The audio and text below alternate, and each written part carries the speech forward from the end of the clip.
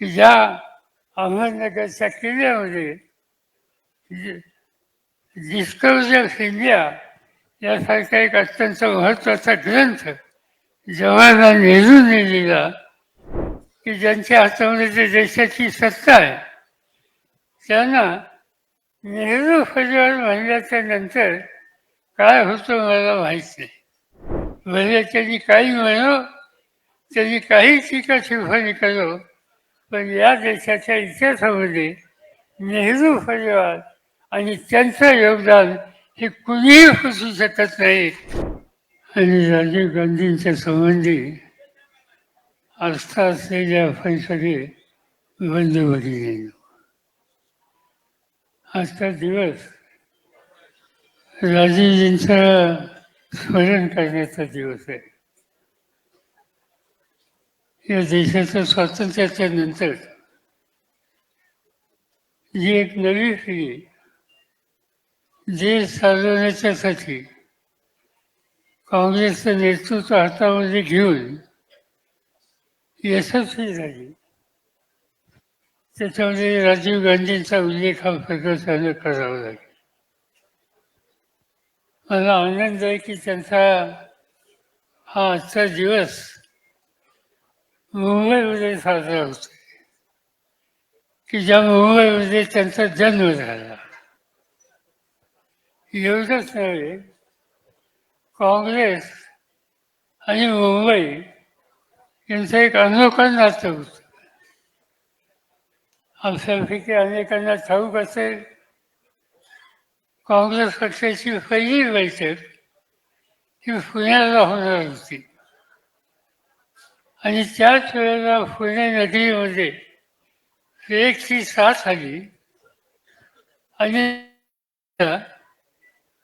की पुण्यावरून काँग्रेसची बैठक ही मुंबईला घ्यावी आणि मुंबईला या ठिकाणी बैठक घेतली गेली आणि त्या ठिकाणी काँग्रेसचा जन्म झाला.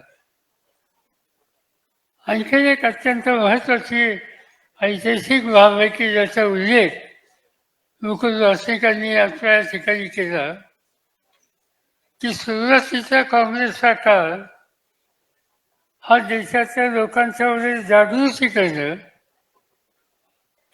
पण संघर्षाचा विचार नव्हता.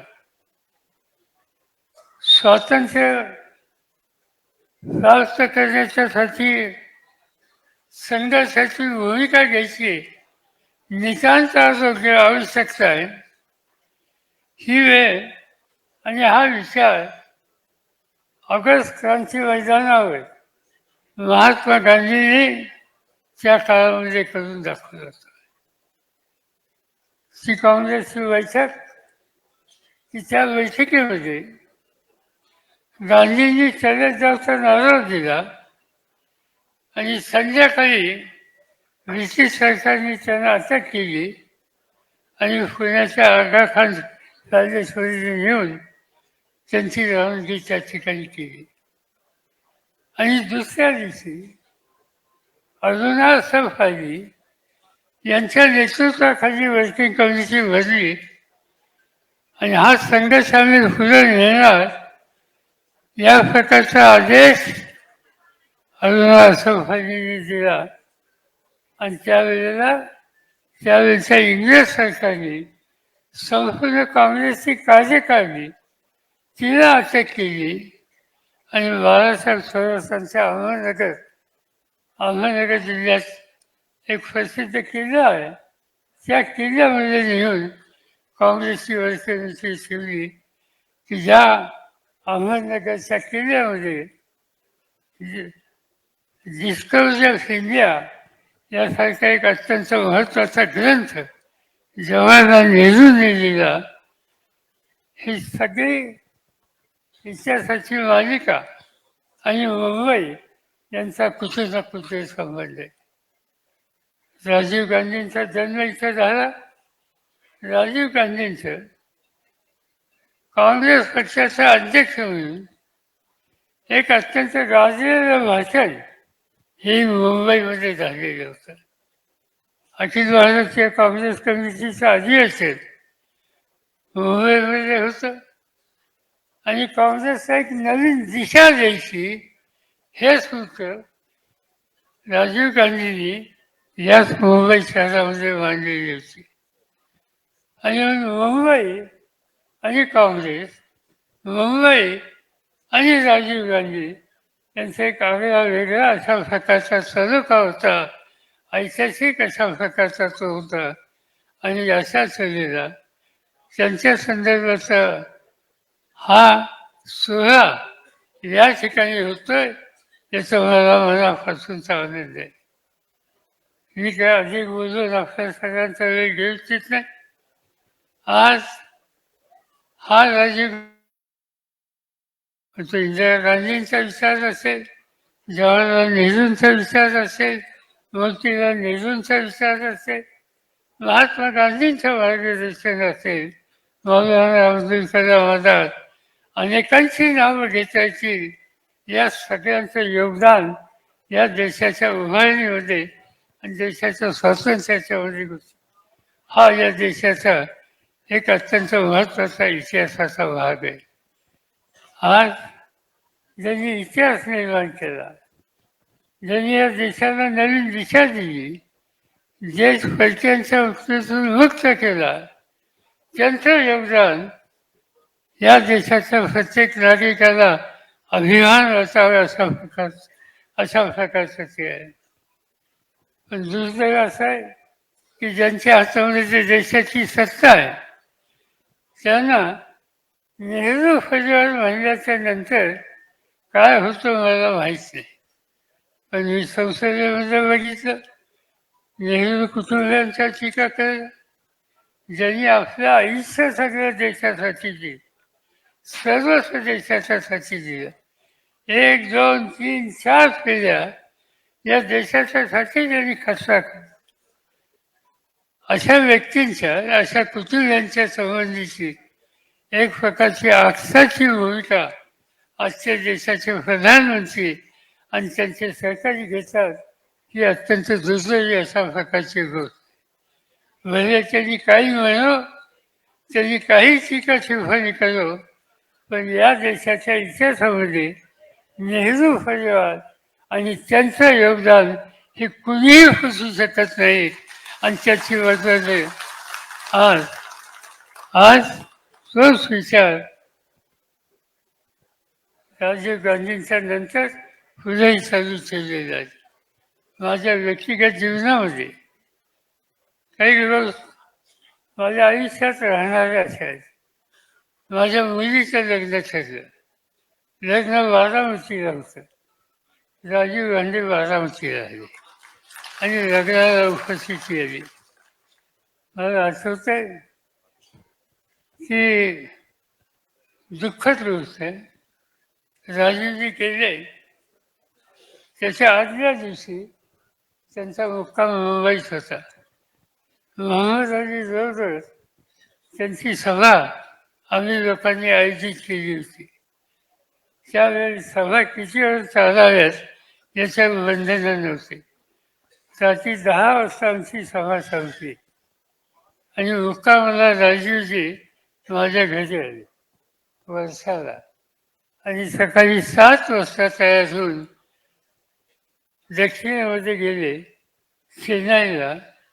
आणि दुर्दैवानं दुसऱ्या दिवशी नको ते घडलं आणि ते या देशाचं राहिलेले आपल्या सगळ्यांच्यातून निघून गेले. पण माझ्या व्यक्तिगत जीवनामध्ये हे 2 प्रसंग मी कधी विसरू शकत नाही. आम्ही लोकांनी एकत्र काम केलं. ते देशाचे प्रधानमंत्री होते, मी महाराष्ट्राचा मुख्यमंत्री होतो. नंतरच्या काळामध्ये देशाचे एक ज्येष्ठ नेते होते. माझं राज्याची सत्ता ही माझ्या हातामध्ये होती. अनेक गोष्टी सातत्यानं एकत्र बसून त्यांचं मार्गदर्शन ठेवून हा देश आधुनिकतेच्या रस्त्यावर कसा न्यायचा या विरोधाची त्यांची जी भूमिका मांडण्याची एक पद्धत होती, त्याचा पुरेपूर लाभ आम्ही सगळेजण सातत्याने घेत असतात. नंतरच्या काळामध्ये आणखी एक वेगळी गोष्ट घडली. मी काँग्रेसमध्ये नव्हतो. आणि त्याच कालावधी पंजाबचं एक वेगळं चित्र निर्माण झालं. पंजाबमध्ये अतिरेकी शक्ती वाढल्या. पंजाब आणि हा देश याच्यामध्ये अंतर होते का काय अशा प्रकारची स्थिती आली. राजीव गांधी प्रधानमंत्री होते आणि त्यांनी मला बोलून घेतलं आणि मला सांगितलं की हे शिखांचं नेतृत्व आहे. संत लोंगोवाल, बादल आणि यांच्या नेतृत्वाखालचे हे सगळे लोक तुरुंगामध्ये होते आणि त्यांच्याशी संपर्क साधणं आणि सुसंवाद साधणं याची एक राष्ट्रीय गरज होती. आणि म्हणून राजीव गांधींनी मला आणि एक R.D. प्रधान नावाचे ग्रस्त की जे केंद्र सरकारचे गृह खात्याचे सचिव होते, आम्हा दोघांना सांगितलं की हा शिखांचा प्रश्न सोडवण्याच्यासाठी शीख समाजाच्या नेतृत्वाला चर्चेच्यासाठी तयार केलं पाहिजे आणि ही प्रक्रिया तुम्ही करावी. आणि म्हणून हे काम माझ्यावर सोपवलं. 3 दिवस अखंडपणानं प्रकाशसिंग बादल असेल, संत लोंगोवाल असतील आणि त्यांचे सहकारी असतील त्यांच्याशी आम्ही सुसंवाद साधला आणि त्यांना चर्चेच्यासाठी तयार केलं.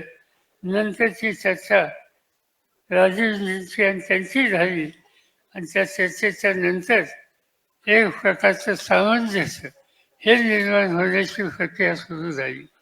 आणि म्हणून अशा कितीतरी गोष्टी आहेत की ज्यामुळे या देशाला संकटातून बाहेर काढण्याच्यासाठी राजीव गांधींनी अतिशय व्यापक दृष्टिकोन ठेवून ठोसपणानं पावलं टाकली.